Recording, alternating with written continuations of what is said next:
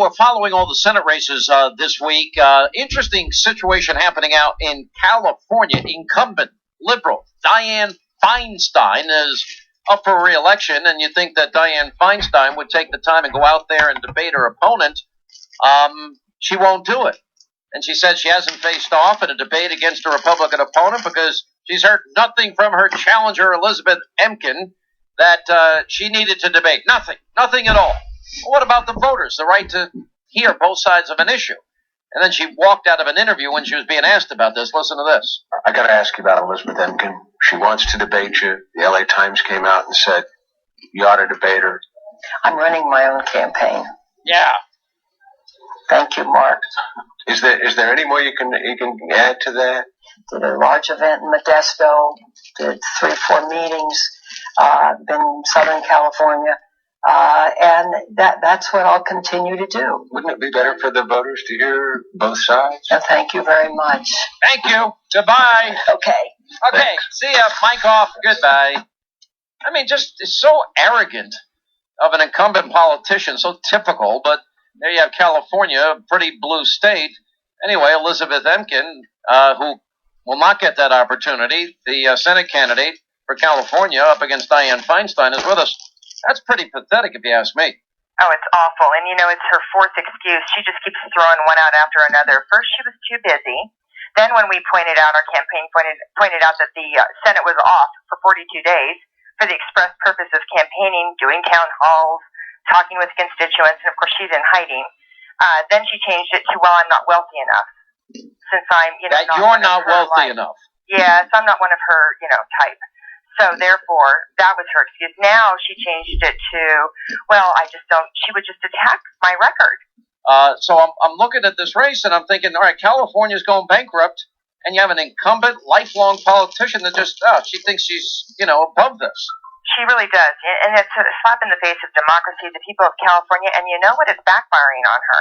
She is pulling at the worst numbers of her career. The latest one we have, LA Times USC, says we're 15 points apart with 9% undecided. So, you do this at your own peril. You disregard the people. You don't go out and visit with them. I've been to every corner of our beautiful state, Sean. Dianne Feinstein barely comes out into the daylight. And the press even, the Los Angeles Times, when the LA Times says nothing says entrenched incumbent, like a senator who won't debate their rival, the only one in the country.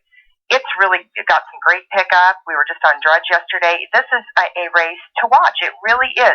The people of California, if you're the object of ridicule on every late-night TV show, eventually the people wake up and they say, we've got to do something different. Look, I've heard you speak. I follow you on Twitter. I know where you stand on the issues. You'd be great for the state of California.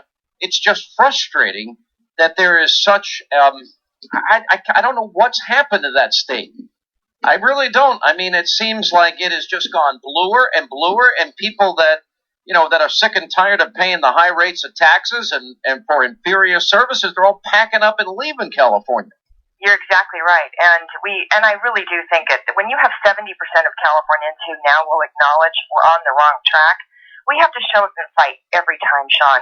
We're an insurgency. We're a rebellion. I mean, this is a grassroots effort, and we are fighting.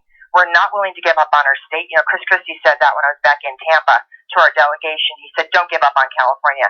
I'm not giving up. We've got a great army in California who's committed to doing everything we can.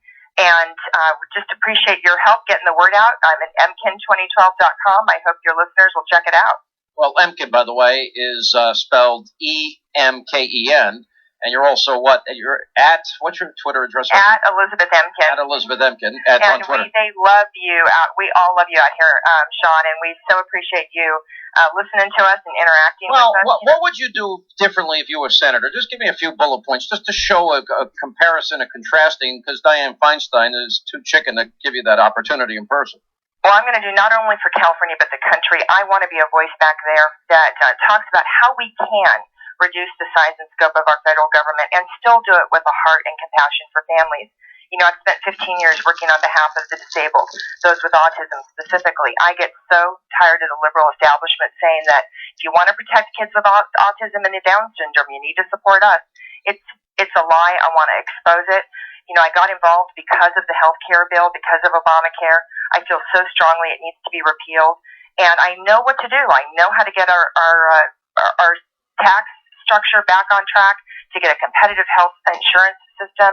I know what needs to be done on Medicare, Medicaid, Social Security. I've been working on these issues for 15 years as the Vice President of Government Relations for Autism Speaks, and I want to be a voice of reason back there as we can reduce the size of government, lower our taxes, and really create programs that are in fact sustainable for the future. You know, you remind me, as I've watched your campaign from a distance, you remind me a lot of these really smart, bright Republican governors, you know, like Scott Walker and John Kasich and Nikki Haley and Bobby Jindal, this sort of next generation of conservatives that could really, you know, be solution-oriented and make a difference. And I wish California would give you a chance to do that. Well, I have very concrete ideas. I've put out, and this is what's so aggravating about Senator Feinstein saying I have no ideas. You know, she has no defense for her record of the last 6 years, no budget in almost 4 years out of the Senate, as you know. And she's produced no plans for the next 6. I have detailed policy papers on my website about debt, about what I would do about the water situation that she's done nothing but talk about it for 20 years. I have detailed. By the way, I went out there with this Delta smelt issue. I mean, I couldn't believe what I was seeing. I mean, the farmland's drying up to save this stupid fish. Exactly. It's unbelievable. So I hope your listeners will go to Emken2012.com, throw me a couple bucks to help us do this insurgency. I'd really appreciate it. Check out my policy papers. Yeah. I have very concrete ideas about what to do for our state and our country. And, boy, I want to be next to Paul Ryan as we go through every line of that budget. I did that for IBM. I was a cost and financial management expert at IBM. I know how to reduce business units and make them more efficient and productive, and I'm ready to go. Well, I think I see you as a rising star in Republican politics. I hope the people will vote for you. Elizabeth Emken, 2012, if you want to join this campaign. Thanks for being with us. Thank you so much, Sean. I look forward to seeing you before too long. All right, appreciate it. Toll free.